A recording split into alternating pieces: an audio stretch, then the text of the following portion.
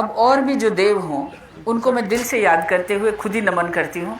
और सबसे पहले मंच पर विराजे हुए आपके लाडले, आपके मनपसंद, आपके साथ जुड़े हुए ऐसे विधायक जो ना कोई पार्टी है और ना कोई सिंबल है, इनका अपना वर्चस्व है, जिसकी वजह से आज भाई कांतिलाल जी विधायक के रूप में आपके बीच में हैं। मैं उनका स्वागत करती हूँ, सत्कार करती हूँ और साथ ही उनकी प्रोग्रेसिव जिंदगी के लिए मैं दिल से आशीष करती हूँ। सभी सरपंच साहिबान, नगर पालिका चेयरमैन भाई चौतमल जी और सरपंच संघ के अध्यक्ष, एक मिनट, भाई रामेश्वर जी, गजोड़मल जी, राकेश जी, और मैं सोचती हूँ कि भारतीय जनता पार्टी परिवार के सभी मंडल अध्यक्ष, सभी कार्यकर्ता और आज यहाँ विराजे हुए किसी भी विचारधारा के भाई बहन बैठे हैं, वो सब आज मेरे लिए समान हैं, क्योंकि विकास का मुद्दा एक ऐसा मुद्दा है जिस मुद्दे पर यदि राजनीति होती है तो जनता का नुकसान होता है। इसलिए ये बात बहुत गहराई से सोचिए। प्रधानमंत्री सड़क योजना ये 25 दिसंबर 2000 से चालू हुई, 25 दिसंबर 2000 से अटल बिहारी जी वाजपेयी के जन्मदिन पर, और उस समय मैं मंत्रिमंडल में शामिल थी, भारत सरकार के मंत्रिमंडल में।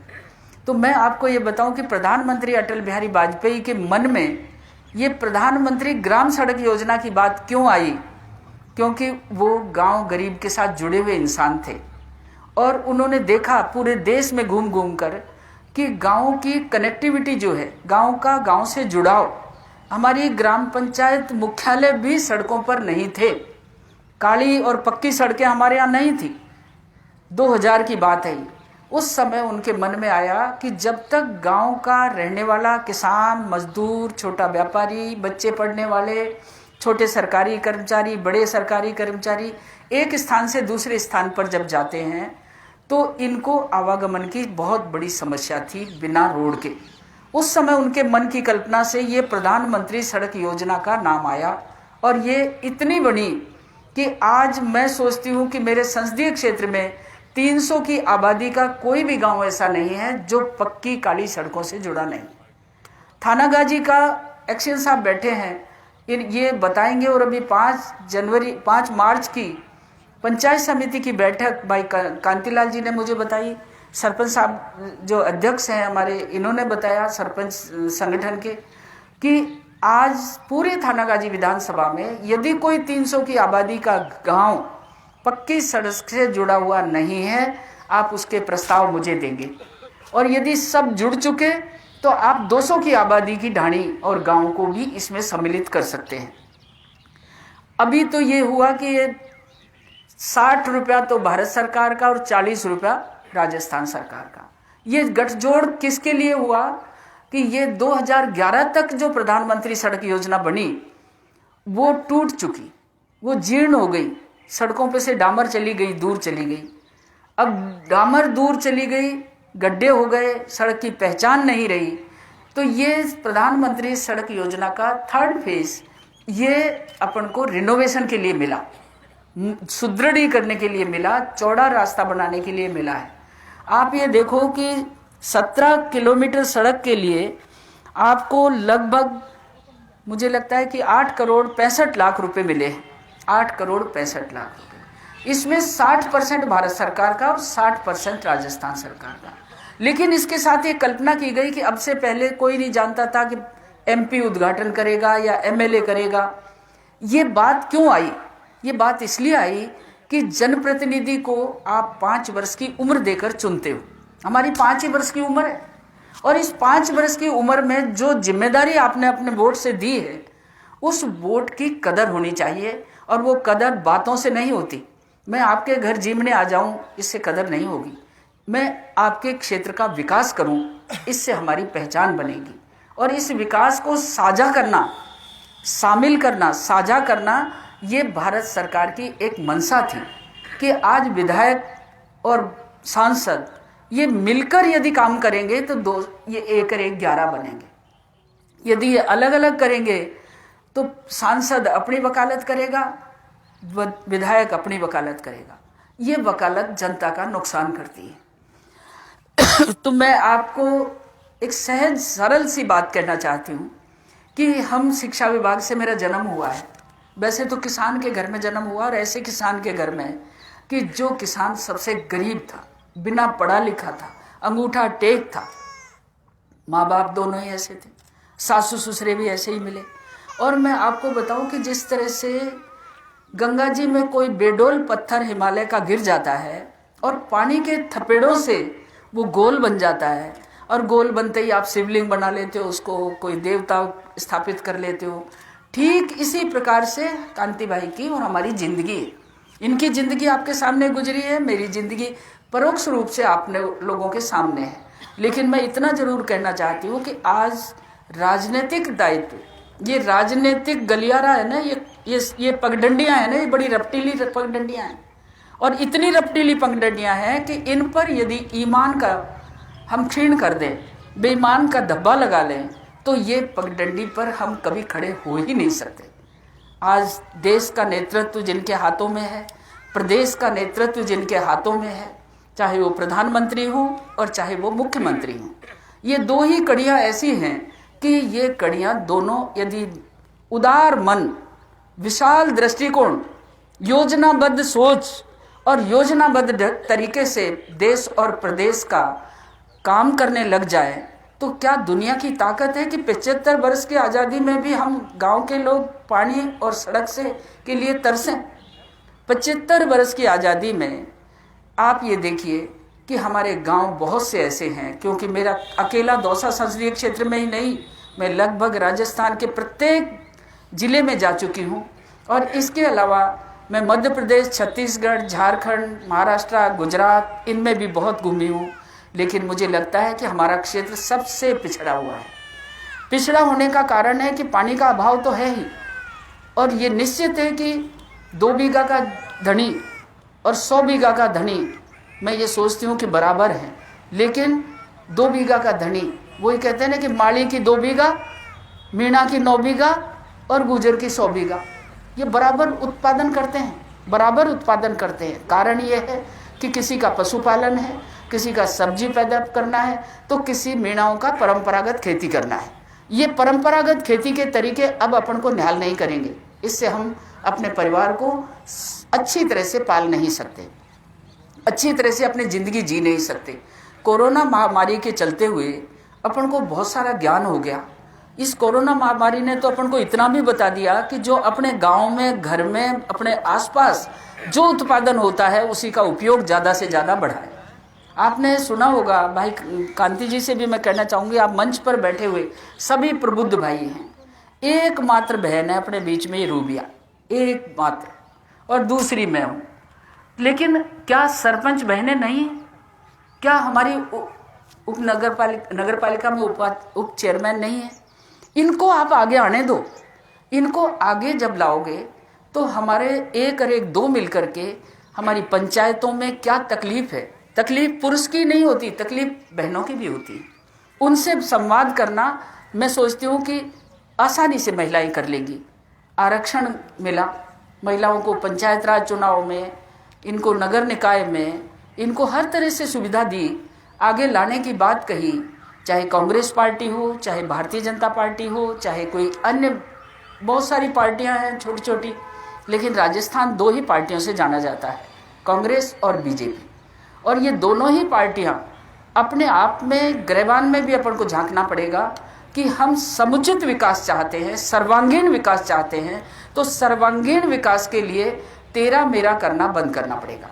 पंचायत संस्थाओं में सरपंच एक ही बनेगा, एक सरपंच बनेगा और 4 हारेंगे या 5 हारेंगे, तो उनको जीतने के बाद मैं सरपंच साहिबानों से कहती हूँ कि उनको गले के लगाओ, उनको साथ मिलाओ, और उनकी अपनी सोच को भी हम अपने साथ जोड़ते हुए प्लानिंग करें और ग्राम पंचायत की प्लानिंग करके आगे बढ़ें। भाई कांति जी जानते होंगे, सरपंच साहब के अध्यक्ष जानते हैं, विगत वर्षों में एक पंचायत को 5 वर्ष में 8 करोड़ रुपया मिला है। 8 करोड़ से कम किसी पंचायत को नहीं मिला। यदि कम मिला हो तो कोई आप मुझे बताओ, क्योंकि मैं तो नेट से देखती हूँ, सारा आज ऑनलाइन है, ऑनलाइन सब सिस्टम है। अभी बिलोना गांव है, एक लालसोट तहसील का ग्राम पंचायत है, मैंने उसको गोद लिया कि इसको आदर्श गांव बनाओ। जिस दिन पहली मीटिंग करी तो महिलाएं पानी पानी पानी, हैंडपंप हैंडपंप हैंडपंप। मैंने सोचा कि ये तो बहुत बड़ी बात है कि ऐसा गांव, ऐसी पंचायत जिसमें हैंडपंप भी नहीं लग पाए। मैंने घर जाने के बाद जब ऑनलाइन उस पंचायत का पूरा विकास निकाला तो मैं आपको बताते हुए गर्व करती हूँ कि 62 हैंडपंप लगे हुए थे उस गांव में, 62, और 5000 की आबादी में 62 हैंडपंप, और 3 उसमें टंकी में पानी बोरिंग होके टंकी में एकल पॉइंट लगे हुए हैं। ऐसी परिस्थिति में 5000 की आबादी को वो 62 पॉइंट यदि तृप्त ना कर सके तो इसका मतलब विकास की कोई मतलब नहीं। और सरपंच साहब एमपी फंड मांगते हैं, एमएलए फंड मांगते हैं, उनके अपने पास 8 करोड़ से कम 5 वर्ष में नहीं आता। उस 8 करोड़ का उपयोग यदि प्लानिंग से करें, फिर महानरेगा एक अलग से एक व्यवस्था है। आज मैं भाई रोहितास जी ने मुझे एक बात कही है कि हमारे नगर पालिका क्षेत्र में वार्ड नंबर 10 का तालाब है, यदि वो पक्की पाल बन जाए तो बहुत कुछ हो सकता है। बन जाए, बनाने वाले आप हैं, पैसा आपके पास है। महानरेगा में भी 40-60 का अनुपात कच्चे और पक्के काम का है। आप उसका एस्टीमेट बनाएं। और नगर पालिका में तो तुमने नगर पालिका क्यों बना ली इसको, पंचायत ही रखते ना। खैर, जो भी परिस्थितियां हैं नगर, लेकिन मैं आपको एक खुशखबरी देना चाहती हूँ। अभी हमने ग्रामीण विकास मंत्रालय की भारत सरकार की मीटिंग में मैं शामिल हुई थी। हमने ये प्रस्ताव रखा है कि स्थानीय निकाय, चाहे वो नगर निगम हो, नगर परिषद हो, नगर निकाय, नगर पालिका हो, इनमें भी महानरेगा का काम होना चाहिए, क्योंकि वहाँ भी तो मजदूर रहते हैं, वहाँ भी तो रोजगार उनको देना जरूरी है। उनको रोजगार देने के लिए 100 दिन के रोजगार की गारंटी है। इस गारंटी को आप जोड़िए तो शायद, मुझे उम्मीद है कि जल्दी ही आपको ये महानगर, इसका नरेगा का काम शायद आपके क्षेत्र में आ जाए। लेकिन इसके साथ साथ कुछ सड़कों की जहाँ तक बात है, मैं पीडब्ल्यूडी के सभी भाइयों से, आप दोनों से भी कहना चाहूँगी, मैं 5 तारीख को आऊँगी, नगर अपनी पंचायत समिति की बैठक में बैठेंगे।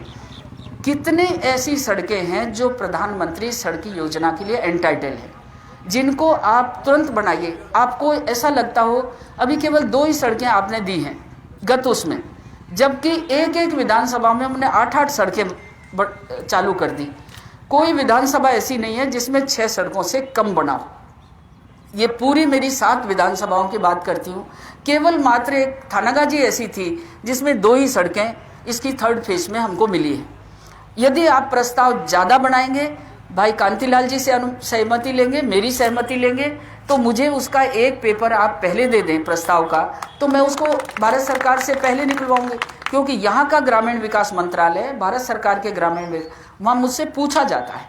क्योंकि मैं बाबू का गिरी का भी काम कर लेती हूँ, मैं एक छोटे काम को भी खुद लिख लेती हूँ, खुद लिखती हूँ, खुद प्लानिंग करती हूँ, खुद आगे चलती हूँ। मैं आपको कहूँ कि यदि छोटे बड़े एनीकट इतना ज़्यादा पानी का बहाव थानागाजी में है कि पहाड़ों का पानी निकल करके बह करके कहीं न कहीं व्यर्थ जाता है। इसके रुकाव का काम, या आपको मैं ज़रूर कहूँगी कि जो वाटर रिसोर्स या वाटर मैनेजमेंट वाला स्टाफ है, हर पंचायत समिति में एक जेईएन होता है जो सोइल कंजर्वेशन के डिपार्टमेंट के माध्यम से काम करता है। आप उसको कहिए कि थानागाजी में कम से कम 20 करोड़ के एनीकट का प्रस्ताव बनाकर मुझे दे। मैं प्रस्ताव बना के देंगे तो मैं जरूर इनको मंजूर कराऊंगी भारत सरकार से। वाटर मैनेजमेंट के लिए बहते हुए जल को, खेत का पानी खेत में, गांव का पानी गांव में, पंचायत का पानी पंचायत में, और जिले का पानी जिले में रोकने की व्यवस्था पर बहुत बजट है। कमी नहीं है भारत सरकार में, लेकिन हमारे तंत्र ऐसा होना चाहिए कि नीचे से बनकर जब ऊपर जाएगा तो हम 1 करोड़ मांगेंगे तो 70 लाख तो मिलेगा ही मिलेगा, इसमें तो कोई दो राय नहीं है।